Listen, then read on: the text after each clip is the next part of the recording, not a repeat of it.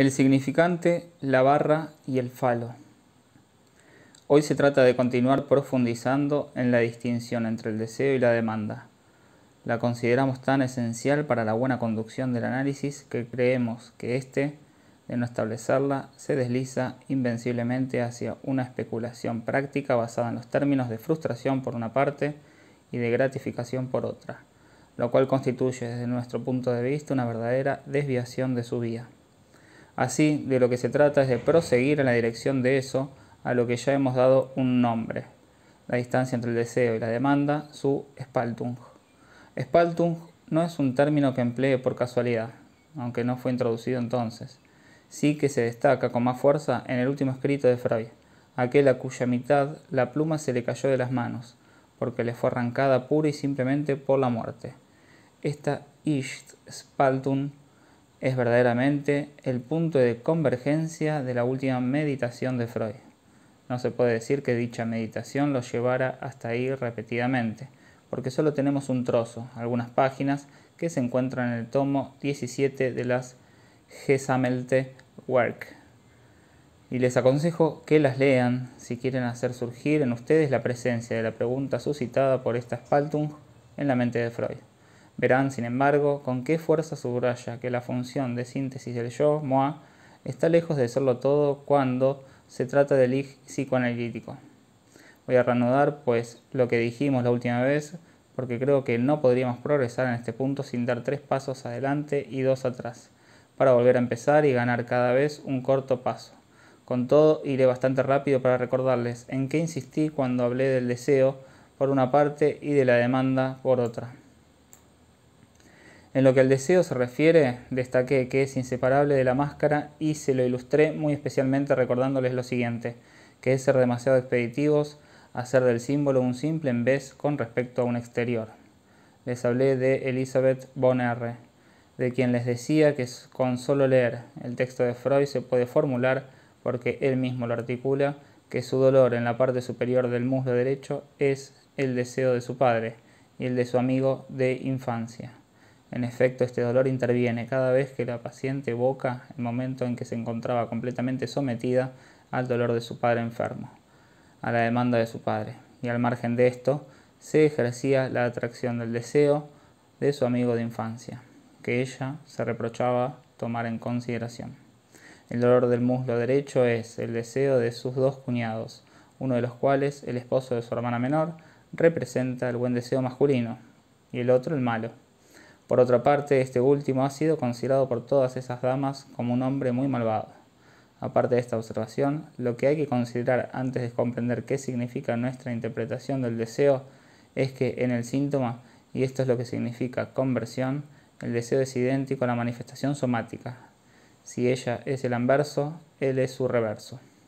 Por otra parte, como nuestro avance se debe a que hemos introducido siempre las cosas en forma de problemática, he introducido la problemática del deseo en tanto que el análisis nos muestra que está determinado por un acto de significación. Pero que el deseo esté determinado por un acto de significación no nos da todo su sentido de una forma acabada. Es posible que el deseo sea un subproducto, si puedo expresarme así, de dicho acto de significación. Les he citado ciertos artículos diciendo que constituyen la verdadera introducción a la problemática de la perversión, en la medida en que ésta se presenta también como un síntoma, y no como la pura y simple manifestación de un deseo inconsciente. Estos artículos nos restituyen el momento en que los autores se dan cuenta de que hay tanta Vertrangung en una perversión como en un síntoma. En uno de estos artículos, publicado en el International Journal, 4º año, bajo el título Neurosis y perversiones, el autor Otto Rank examina el hecho de que un sujeto neurótico, inmediatamente después de haber comportado en su primer coito de una forma satisfactoria, lo cual no significa que no ocurra igual en los siguientes, se entrega a un acto misterioso, en verdad único en su existencia. De vuelta a su casa, tras estar con la que le ha concedido sus favores, se entrega a una exhibición particularmente lograda. Creo haberlo mencionado ya en un seminario del año pasado, en el sentido de que es llevada a cabo con el máximo de plenitud y de seguridad al mismo tiempo. En efecto, se baja los pantalones y se exhibe en un terraplén del ferrocarril, iluminado por un tren que pasa, Resulta que así se exhibe ante una multitud entera sin correr el menor peligro. Este acto es interpretado por el autor dentro de la economía general de la neurosis del sujeto, de una forma más o menos afortunada. No me extenderé por este lado, voy a detenerme en lo siguiente. Por supuesto, para un analista no hay duda de que es un acto significativo, como se suele decir, pero ¿cuál es su significación? Se lo repito, acaba de cometer su primera cópula. ¿Acaso este acto quiere decir que todavía lo tiene? ¿Que está a disposición de todos? ¿Que se ha convertido como en su propiedad personal? ¿Qué quiere decir, pues, mostrándolo? ¿Quiere borrarse detrás de lo que muestra? ¿No ser nada más que el falo? Todo esto es igualmente plausible con respecto a este único y mismo acto, y dentro de un solo y único contexto subjetivo. Sin embargo, lo que parece digno de ser destacado, más que cualquier otra cosa, y es subrayado y confirmado por los dichos del paciente, por el contexto de la observación, por la propia secuencia de las cosas, es que ese primer coito ha sido plenamente satisfactorio. Su satisfacción la ha obtenido y la ha realizado. Pero lo que el acto en cuestión muestra en primer lugar, antes de cualquier interpretación, es lo que ha quedado por desear más allá de la satisfacción. Solo recuerdo este pequeño ejemplo para centrar las ideas en lo que quiere decir cuando hablo de la problemática del deseo en cuanto determinado por un acto de significación. Esto es distinto de cualquier sentido que se pueda captar. Consideraciones de esta clase, que muestran la profunda coherencia, coalescencia del deseo con el síntoma, de la máscara con lo que aparece en la manifestación del deseo, ponen en su sitio muchas preguntas vanas que siempre se plantean a propósito de la histeria, pero más todavía a propósito de toda clase de hechos sociológicos, etnográficos y otros, en los que se ve que la gente se hace un lío con el tema. Tomemos un ejemplo. Acaba de aparecer en una pequeña colección publicada por Le Homme en la editorial Plon un excelente opúsculo de Michel Leiris sobre los fenómenos de posesión y sobre los aspectos teatrales de la posesión, que desarrolla a partir de su experiencia con etíopes de Gondar. Leyendo este volumen se ve bien cómo fenómenos de trance de una consistencia indiscutible se alían. Se conjugan perfectamente con el carácter exteriormente tipificado, determinado, esperado, conocido, advertido de antemano de los susodichos espíritus, que supuestamente se apoderan de la subjetividad de los personajes en quienes se producen todas esas manifestaciones singulares. Esto se observa en las ceremonias llamadas del Wadaga, pues así ocurre en la religión indicada. Hay algo más. Se observa no solo la parte convencional de las manifestaciones que se reproducen con ocasión de la encarnación de uno u otro espíritu, sino también su carácter disciplinable, hasta tal punto que los sujetos lo perciben como un verdadero adiestramiento de esos espíritus que, sin embargo, supuestamente se apoderan de ellos. La cosa se invierte. Los espíritus han de comportarse bien, tienen un aprendizaje que llevar a cabo. La posesión, con todos los fenómenos que acarrea, poderosamente inscritos en las emociones, en eso patético en lo que el sujeto está enteramente poseído mientras dura su manifestación, es perfectamente compatible con toda la riqueza significante relacionada con la dominación ejercida por las insignias del dios o del genio. Tratar de inscribir esto en la rúbrica, simulación, imitación y otros términos de esta clase sería crear un problema artificial para cumplir con las exigencias de nuestra propia mentalidad. La identidad misma de la manifestación deseante con estas formas es del todo tangible. El otro término que debe inscribirse en esta problemática, algo en lo que por el contrario insistí la última vez, es la excentricidad del deseo con respecto a toda satisfacción. Dicha excentricidad nos permite comprender lo que en general es su profunda afinidad con el dolor, en última instancia con lo que el deseo confina, no ya en sus formas desarrolladas, enmascaradas, sino en su forma pura y simple, es con el dolor de existir. Este representa el otro polo, el espacio, el área en el interior de la cual se nos presenta su manifestación, describiendo así en el polo opuesto de la problemática, lo que llamo la rancia del deseo, su excentricidad respecto de la satisfacción. No pretendo resolver la cuestión. Lo que de aquí no es una explicación, es un planteamiento del problema. En esto es en lo que hoy hemos de avanzar. Les recuerdo el otro elemento del díptico que propuse la última vez, a saber, la función identificadora idealizante, en tanto que resulta depender de la dialéctica de la demanda. En efecto, todo lo que ocurre en el registro de la identificación se basa en una determinada relación con el significante. En el otro significante que en el registro de la demanda se caracteriza en conjunto por ser el signo de la presencia del otro. Aquí se instituye también algo que ha de tener ciertamente alguna relación con el problema del deseo, y es que el signo de la presencia predomina sobre las satisfacciones que aporta dicha presencia. Por este motivo, de una forma tan fundamental, tan extendida y tan constante, el ser humano se contenta con palabras tanto como con satisfacciones más sustanciales, o en una proporción sensible, muy ponderable con respecto a estas últimas. Esta es la característica fundamental de lo relacionado con lo que acabo de recordarles. Aquí también un paréntesis complementario de lo que dije la última vez. ¿Quiere decir esto que el ser humano es el único que se contenta con palabras? Hasta cierto punto, no está fuera de lugar pensar que ciertos animales domésticos obtienen algunas satisfacciones con el habla humana. No es preciso que se lo recuerde, pero con todo nos enteramos de cosas bien extrañas si podemos confiar en lo que dicen eso a quienes se suele llamar, de forma más o menos apropiada, especialistas, que parecen tener cierto grado de credibilidad. Así les hemos dejado que nos digan que los bisones, mantenidos en cautividad con ánimo de lucro, mueren y solo proporcionan productos bastante mediocres a los peleteros si no se les da conversación. Esto, al parecer, hace la cría de bisones muy onerosa, porque aumenta los gastos generales. Lo que se pone de manifiesto en este caso, y carecemos de medios para profundizar, debe estar relacionado con el propio hecho de estar cautivos, porque los bisones en estado salvaje no tienen, de acuerdo con todos los indicios, a reserva de informes más detallados, la posibilidad de obtener esta satisfacción. Ahora quisiera pasar simplemente a indicarles en qué sentido podemos referirnos en relación con nuestro problema a los estudios pavlovianos de los reflejos condicionados. A fin de cuentas, ¿qué son los reflejos condicionados? En sus formas más extendidas, que han ocupado la mayor parte de la experiencia en la existencia de reflejos condicionados, se basa en la intervención del significante en un ciclo más o menos determinado, innato, de comportamientos instintivos. Todas esas señales eléctricas, esas campanillas con las que se denigra públicamente a los pobres animales para conseguir hacerles segregar cumpliendo órdenes sus diversas producciones fisiológicas, sus jugos gástricos, son ciertamente de todos modos significantes, y ninguna otra cosa. Los fabrican experimentadores para quienes el mundo está netamente constituido por cierto número de relaciones objetivas, mundo que, en una parte importante, está constituido por lo que con razón podemos aislar como propiamente significante. Por otra parte, todas estas cosas se elucubran y se construyen con la intención de mostrar por qué vía de sustitución progresiva puede concebirse un progreso psíquico.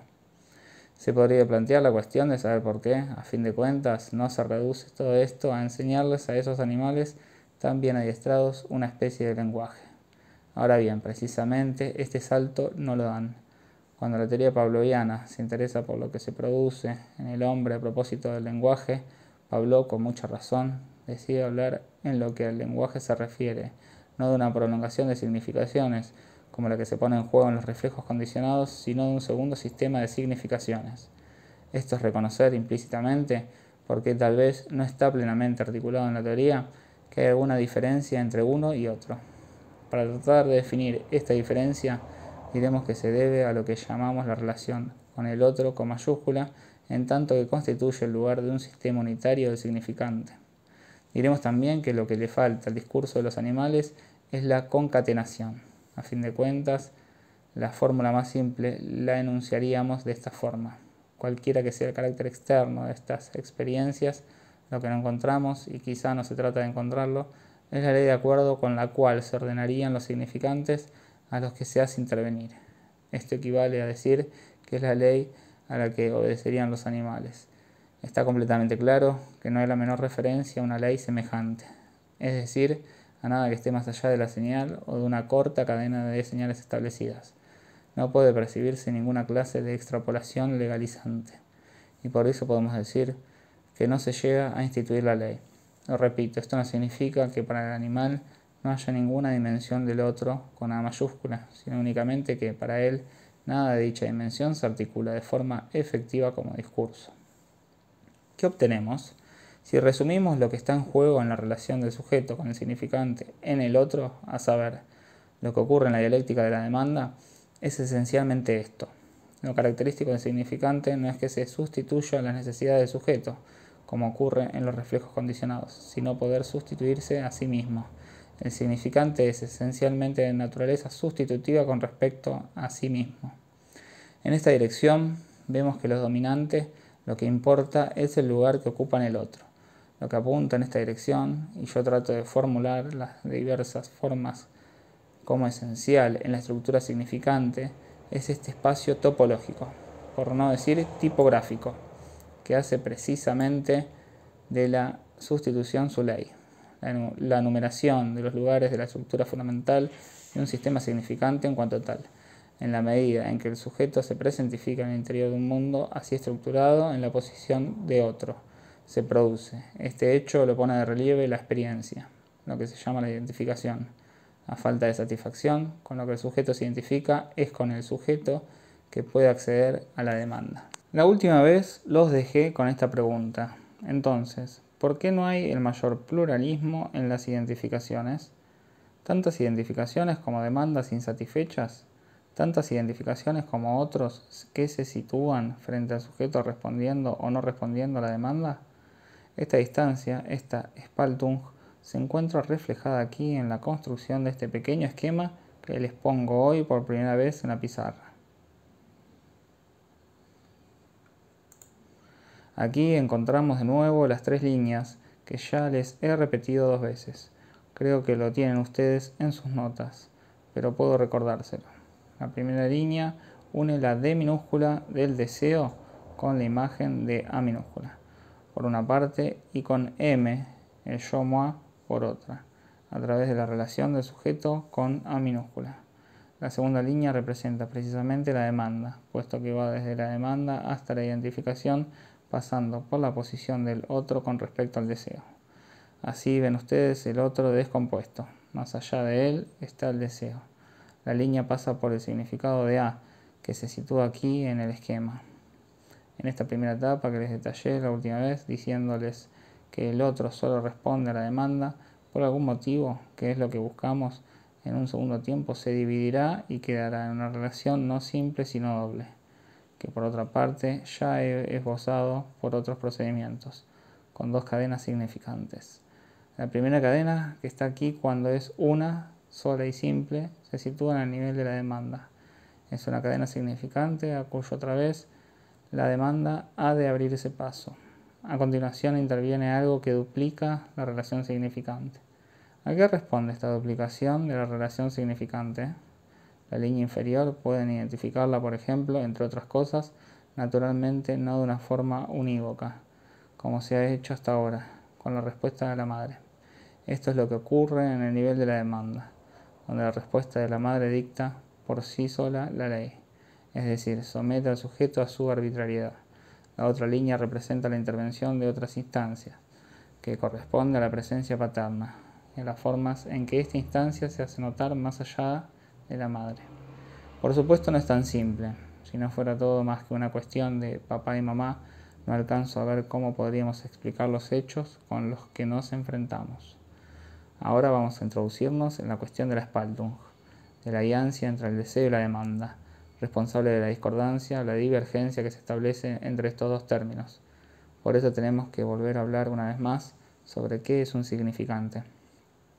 Ya lo sé, se lo preguntan ustedes cada vez que nos separamos. A fin de cuentas, ¿qué puede querer decir? Tienen ustedes razón al preguntárselo, porque no se suele decir, no está tan visto.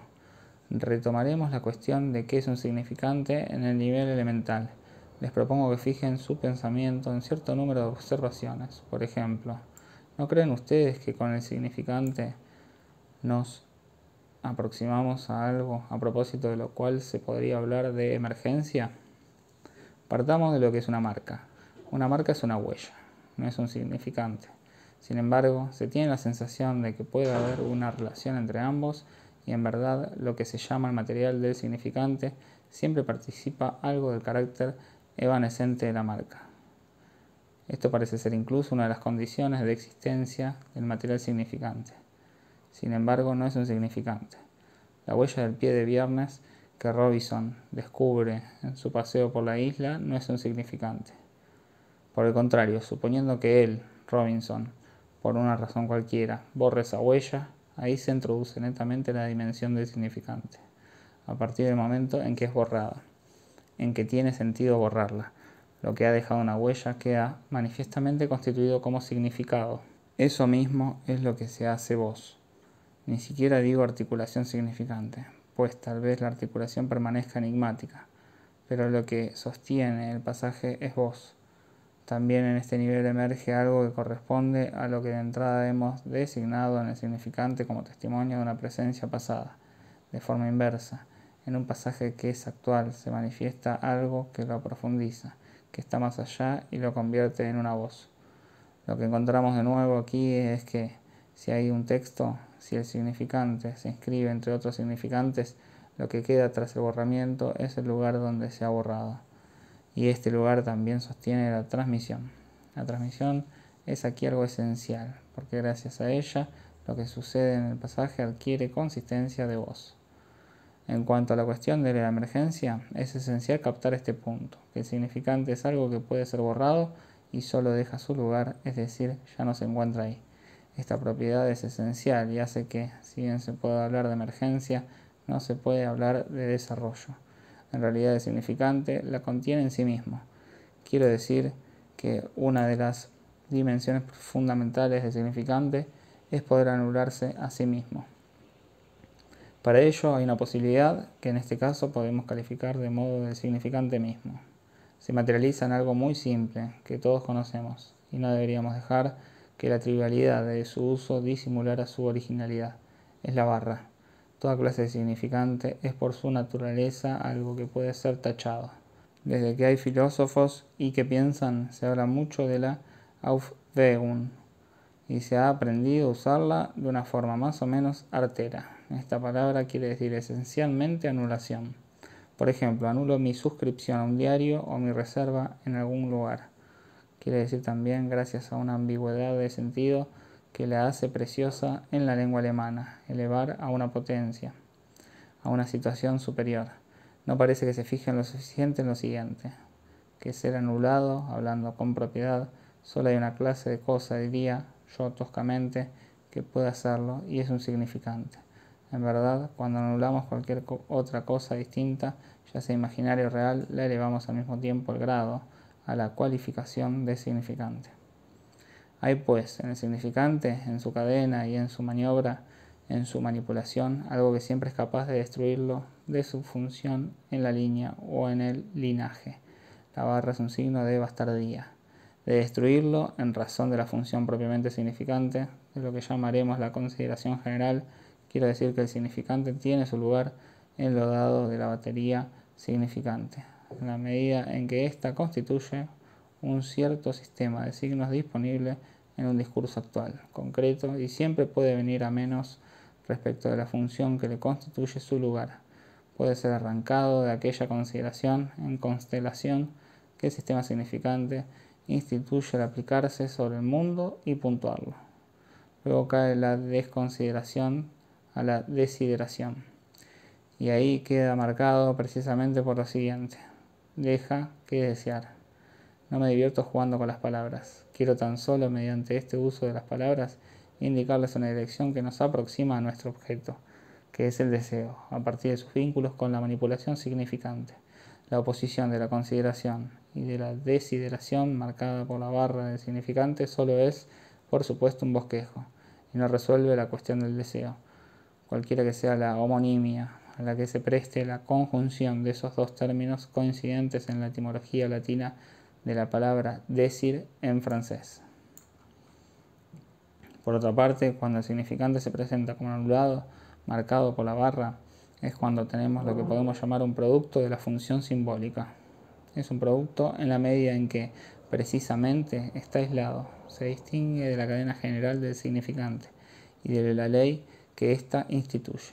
Únicamente a partir del momento en que puede ser borrado, cualquier significante tiene su estatuto propio, que entra en aquella dimensión por la que todo significante es en principio, para distinguir lo que quiero decir, revocable.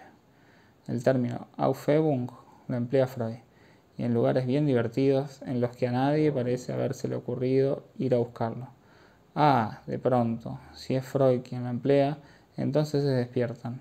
No es que la palabra tenga en él la misma resonancia que en Hegel. En principio, todo significante es revocable. De ello resulta que para todo lo que no es significante, es decir, en particular, para lo real, la barra es una de las formas más seguras y más rápidas de su elevación a la dignidad de significante. Esto ya se lo hice notar de forma extremadamente precisa a propósito del fantasma del niño golpeado.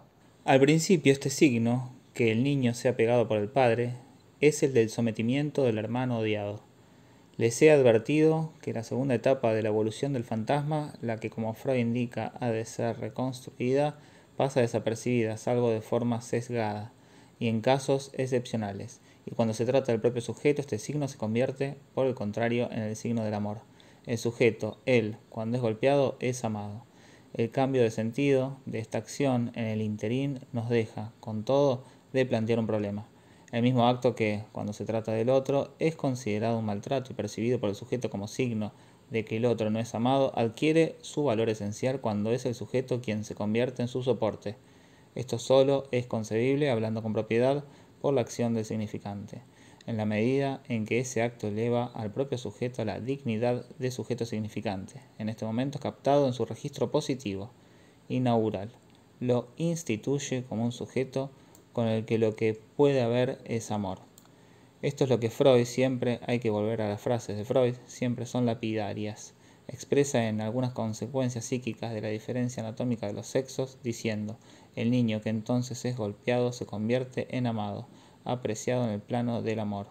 Y ahora es cuando introduce una observación que estaba simplemente supuesta en Ein Kind wird geschlagen, y que yo había insinuado a través del análisis del texto. Aquí Freud lo formula con todas las letras, sin justificarlo en absoluto, pero orientándose con su prodigioso olfato. Es todo lo que está en juego en la dialéctica del reconocimiento del más allá del deseo. Les resumo lo que dice. Esta fijeza tan particular, Stargate, que se lee en la monótona fórmula pegan a un niño, solo permite verosímilmente una única significancia. El niño a quien se pega, y por este mismo hecho, es apreciado nicht anders als die Klitoris selbst, no es sino el propio clítoris. En este estudio se trata de niñas. Stargate, esta palabra es muy difícil de traducir porque tiene un sentido ambiguo en alemán. Quiere decir al mismo tiempo fija, en el sentido de una mirada fija y rígida. No carece de relación, aunque hay una contaminación de los dos sentidos, que tienen una analogía en la historia.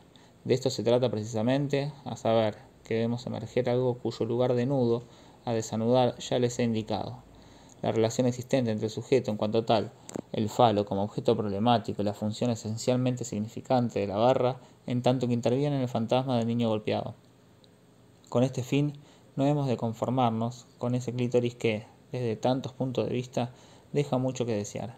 Se trata de ver por qué se encuentra aquí en una determinada postura tan ambigua que, a fin de cuentas, aunque Freud lo reconozca, el niño golpeado, por el contrario el sujeto no lo reconoce en cuanto tal. De hecho, se trata del falo en tanto que ocupa un determinado lugar en la economía del desarrollo del sujeto y es el soporte indispensable de la construcción subjetiva como eje del complejo de castración y del penisneid. Ahora queda por ver cómo entra en juego en la captura del sujeto por la estructura significante, uno de cuyos términos acabo de recordarles, o a la inversa. Para ello conviene detenernos un instante en la forma en que puede ser considerado el falo. ¿Por qué se habla de falo y no pura y simplemente de pene? ¿Por qué vemos efectivamente que una cosa es la forma en que hacemos intervenir el falo y otra es la forma en que el pene lo suple de una manera más o menos satisfactoria tanto para el sujeto masculino como para el femenino? ¿En qué medida el clítoris está implicado en esta ocasión en lo que podemos llamar las funciones económicas del falo? Observemos qué es este falo en el origen. Es el phallos. Lo encontramos por primera vez en la antigüedad griega. Si acudimos a los textos, en distintos lugares, en Aristófanes, Heródoto, Luciano, etc., vemos en primer lugar que el falo no es en absoluto idéntico al órgano como perteneciente al cuerpo. Prolongación, miembro, órgano y función. El uso de la palabra que con mucho predomina es su empleo a propósito de un simulacro, una insignia, cualquiera que sea la forma en que se presente. Bastón en cuyo extremo están colgados los órganos viriles, imitación del órgano viril, trozo de madera, pedazo de cuero u otras variedades en las que se presenta. Es un objeto sustitutivo y al mismo tiempo esta sustitución tiene una propiedad muy distinta de la sustitución en el sentido que acabamos de oír. La sustitución signo.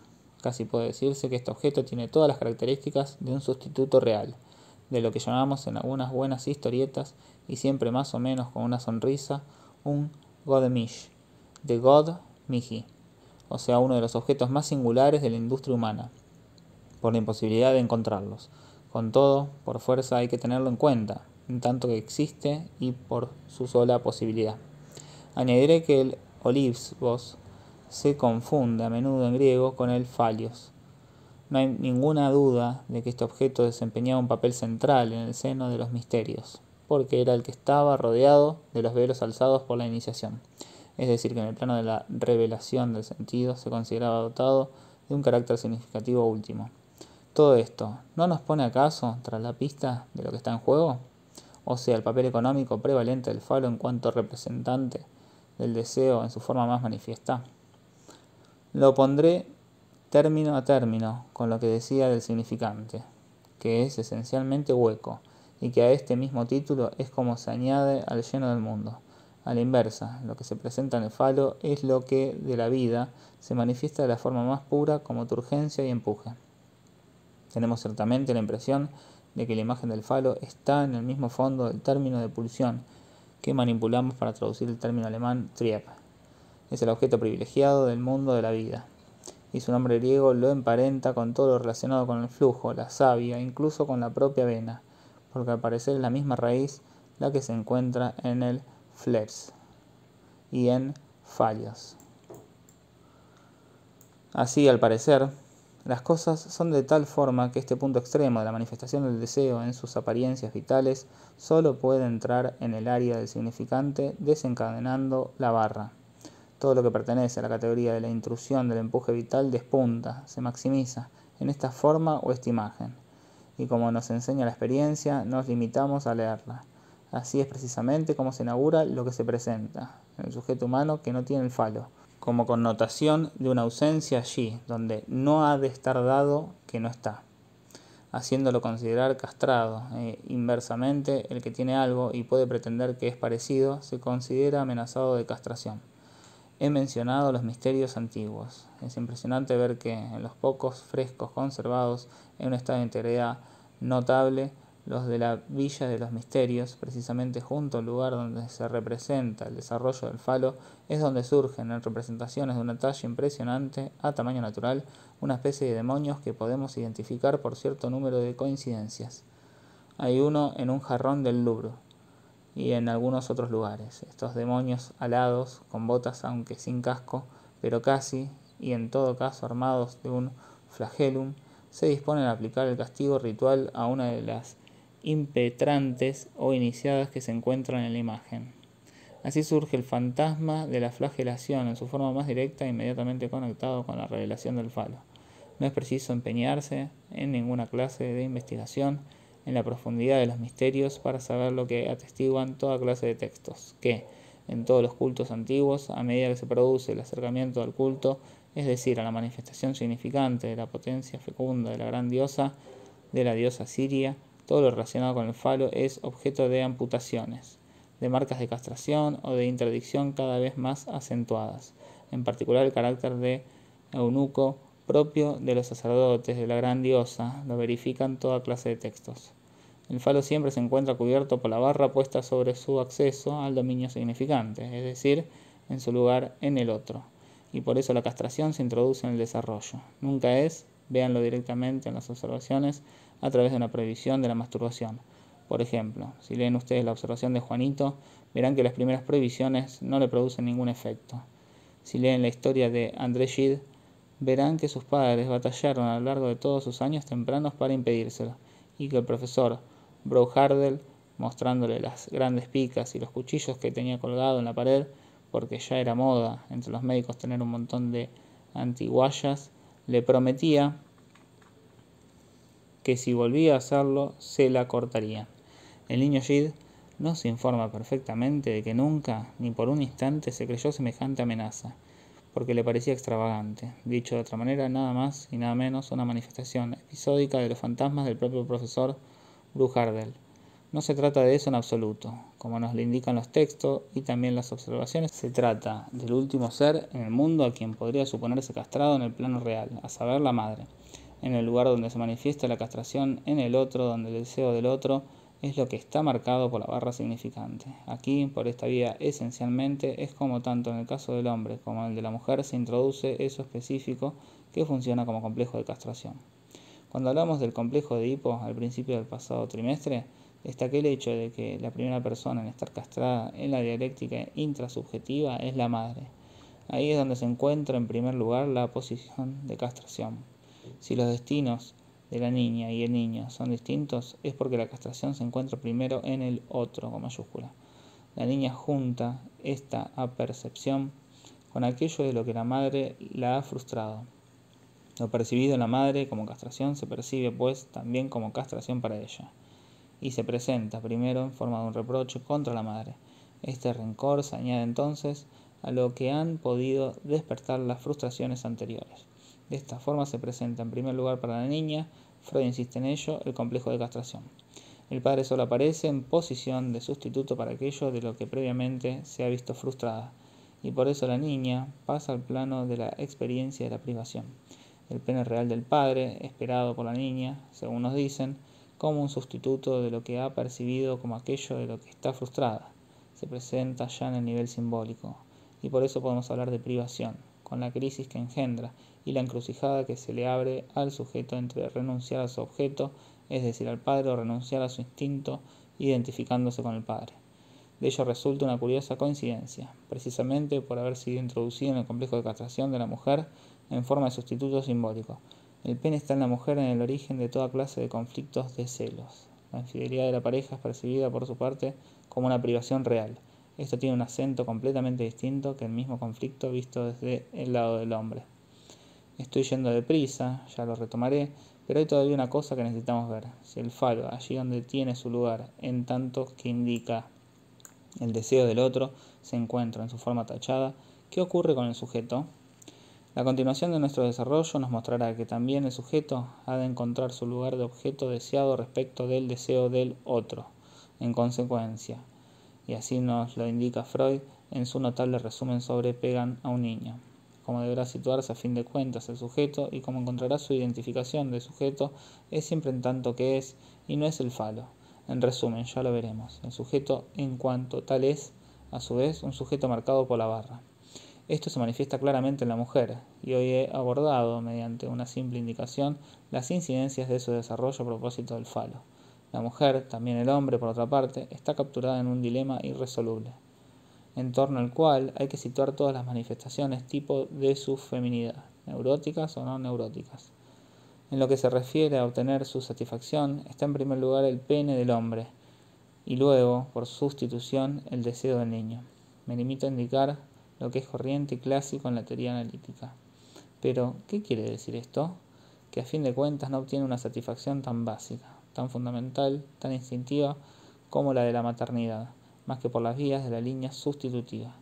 Como el pene es en primer lugar un sustituto, incluso diría un fetiche. También el niño, en cierto modo, será luego un fetiche. Por esta vía alcanza a la mujer lo que es, digamos, su instinto y su satisfacción natural. A la inversa, para todo lo que se encuentra en la línea de su deseo, se encuentra sujeta a la necesidad que implica la función del falo en determinado grado variable. De serlo dicho falo, en tanto que es el propio signo de lo deseado, por Bertrand, que pueda estar la función del falo, las manifestaciones de lo que se considera la feminidad responden a esto. El hecho de que ella se exhiba y se proponga como objeto del deseo, la identifica de forma latente y secreta con el falo, y sitúa su ser de sujeto como falo deseado, significante del deseo del otro. Este ser la sitúa más allá de lo que podemos llamar la mascarada femenina, porque a fin de cuentas todo lo que muestra de su feminidad está relacionado precisamente con esa identificación profunda con el significante fálico, el más vinculado con su feminidad. Aquí se pone de manifiesto la raíz de lo que se puede llamar, en la consumación del sujeto, en la vida del deseo del otro, su profunda verwerfung, su profundo rechazo, en cuanto ser, de aquello en lo que ella misma se manifiesta en el modo femenino. Su satisfacción pasa por la vía sustitutiva, mientras que en el plano donde su deseo se manifiesta termina por fuerza en una profunda verwerfung, una profunda ajenidad de su cuerpo respecto de lo que es su deber parecer. No crean que la situación sea mejor para el hombre, incluso es más cómica. El falo, él lo tiene, el infeliz, y lo que lo traumatiza, en efecto, es saber que su madre no lo tiene. Pues si ella es mucho más fuerte, ¿dónde vamos a parar? En el temor primitivo ante las mujeres mostraba Karen Horney uno de los mecanismos más esenciales de los trastornos del complejo de castración. Del mismo modo que la mujer está atrapada en un dilema, el hombre está atrapado en otro. En su caso, la mascarada se establece en la línea de la satisfacción, porque se resuelve la cuestión del peligro que se cierne sobre lo que efectivamente tiene mediante algo que conocemos muy bien, o sea, la identificación pura y simple con quien posee sus insignias, con quien tiene toda la apariencia de haber eludido el peligro, es decir, el padre. A fin de cuentas, el hombre nunca es viril, sino es mediante una serie indefinida de procuraciones que le vienen de sus ancestros masculinos, pasando por el ancestro directo. Pero a la inversa, en la línea del deseo, es decir, en la medida en que ha de obtener su satisfacción de la mujer, también va a buscar el falo. Ahora bien, tenemos a este respecto todos los testimonios clínicos y de otras clases, ya lo desarrollaré. Precisamente como no lo encuentra ese falo, como no lo encuentra allí donde lo busca en cualquier otra parte. Dicho de otra manera, para la mujer el pene simbólico está en el interior, por decirlo así, del campo de su deseo, mientras que para el hombre está en el exterior. Esto explica por qué los hombres siempre tienen tendencias centrífugas en la relación monogámica. Si la mujer experimenta la verwerfung de la identificación subjetiva, la que se produce allí donde acaba la segunda línea, iniciada en D mayúscula, es porque ella no es ella misma, es decir, porque en el campo de su deseo ha de ser el falo. Y si el hombre se encuentra en el amor fuera de su otro, es porque él tampoco es él mismo, en tanto que satisface, es decir, obtiene la satisfacción del otro, sino que solo se percibe como el instrumento de dicha satisfacción.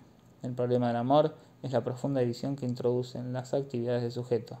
De lo que se trata para el hombre, de acuerdo con la propia definición del amor, dar lo que no se tiene es dar lo que no tiene, el falo, a un ser que no lo es. 23 de abril de 1958.